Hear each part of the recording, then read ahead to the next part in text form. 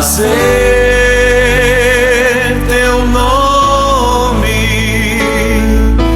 grande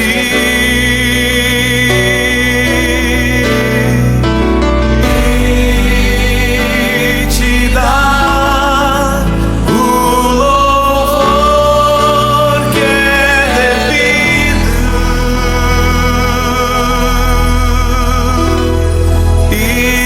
Bem-vindos ao canal da Vida, o trigo mais fino, para mais uma exposição das riquezas insondáveis do Deus triuno.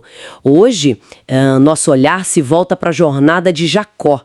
Vamos usar como base os ministros que exploram o Gênesis, ali do capítulo 25 ao 34. A ideia é ver como a vida dele, do Jacó, o suplantador, né, revela um processo bem marcante de transformação divina. Exatamente. E é uma história que, assim, vai além do mero relato histórico, né? Os ministros, eles costumam apresentar a vida de Jacó como uma figura, um tipo da nossa experiência como crentes. Mostra bem como Deus trabalha para transformar alguém, sabe? Tirar da condição natural e fazer um vaso útil para o propósito eterno dele. Que é a edificação da sua casa, certo? Isso mesmo, a edificação da casa de Deus. Certo. Então vamos abrir isso um pouco mais. Os ministros destacam muito que Jacó já nasce assim, né? Com essa marca de suplantador. Ele segura o calcanhar do irmão, Esaú, já indica, tipo, um desejo de ser o primeiro, de passar na frente. Sim, essa ânsia. Mas a intenção de Deus era bem diferente. Era transformá-lo em Israel, que significa príncipe de Deus, né? Exato. E esse processo todo, como os ministros apontam, não foi assim, instantâneo. Levou a vida inteira dele praticamente. E o fascinante, eu acho, é a natureza dessa transformação. Não é só corrigir por fora, sabe?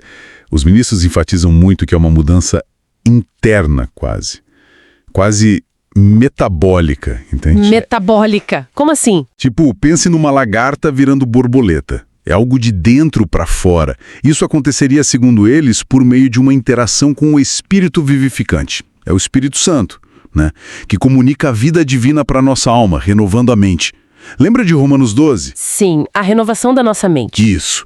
E Deus, na sua soberania, usou tudo. Todas as circunstâncias, as pessoas, Esaú, Labão, as esposas dele, tudo foi ferramenta nesse processo. E falando em momentos marcantes, tem o sonho em Betel, né? Gênesis 28. Aquilo é incrível. Jacó tá fugindo com medo do irmão. Exato, fugindo. Usa uma pedra de travesseiro, dorme e tem aquela visão da escada, ligando a terra ao céu. É um ponto central, né? Essa escada, na interpretação que os ministros trazem, é uma figura clara de Cristo. Ele é a ponte, a ligação entre Deus e a humanidade.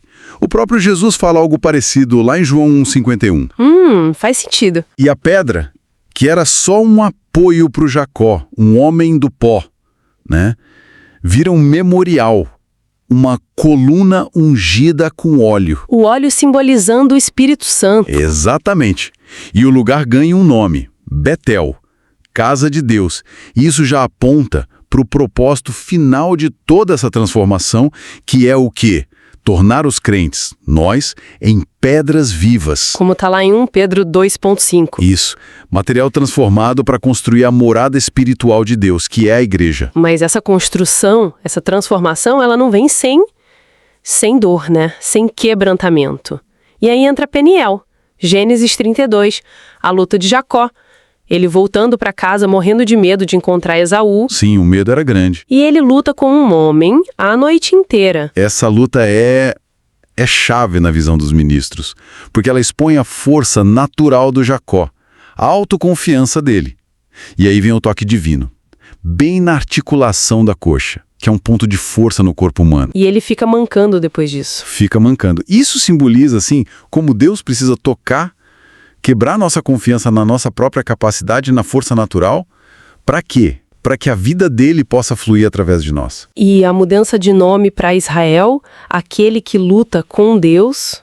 É interessante, né? Não é que ele venceu Deus na luta, mas que Deus lutou com ele e Deus prevaleceu, se imprimiu nele.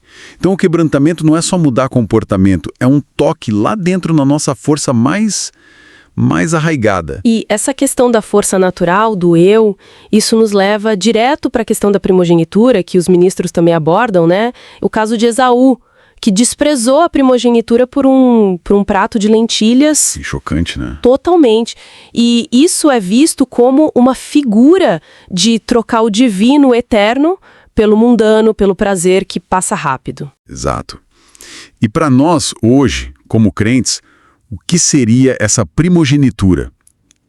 Os ministros sugerem que envolve expressar Deus, representar Deus, ter a meta de reinar com Cristo. E como a gente honra essa primogenitura hoje, na prática? Olha, segundo o que eles ensinam, seria viver em função do propósito de Deus. Não deixar que o desfrute do mundo, as coisas daqui, tomem o lugar central que é de Cristo. Não é virar um monge, um asceta. Não é isso. Entendi. É uma questão de prioridade. É vigiar para que as necessidades, ou até os luxos, não nos desviem do alvo principal. E o mais incrível é que, mesmo quando a gente falha, quando a gente erra, a soberania de Deus continua agindo. Lembra de Romanos 8:28? Todas as coisas cooperam para o bem. Sim. Exato. Deus usa tudo para nos moldar segundo o propósito dele. Então, resumindo um pouco tudo isso, a jornada toda do Jacó, de ser o suplantador até virar Israel, é como um espelho para nós, né? Sim. Reflete o caminho do crente. Um processo que não para, de transformação interna e que é Deus quem guia, com sua mão soberana. Sim, ele usa cada experiência, cada luta, cada pessoa, para nos conformar à imagem de Cristo. E para nos edificar juntos como sua casa. Exatamente, a edificação mútua. Para a gente fechar, tem uma reflexão interessante que os ministros trazem, né? Sim, tem sim. Eles mencionam que depois de Betel, Jacó demorou para cumprir o voto que fez. Ele foi construir uma casa para ele primeiro. É verdade, ele se estabeleceu em Sucote, antes de ir para Betel. Isso mostra um pouco da nossa própria inconstância, né? A gente promete, mas às vezes esquece ou demora. Mostra a nossa fragilidade. Mas o ponto é, mesmo com a nossa falha, Deus não falha. Ele permanece fiel à aliança dele, ao propósito dele conosco. Ele usa até essa nossa falibilidade para nos levar adiante no plano dele. É impressionante. Nossa, é verdade. E aí fica uma pergunta para a gente pensar, né?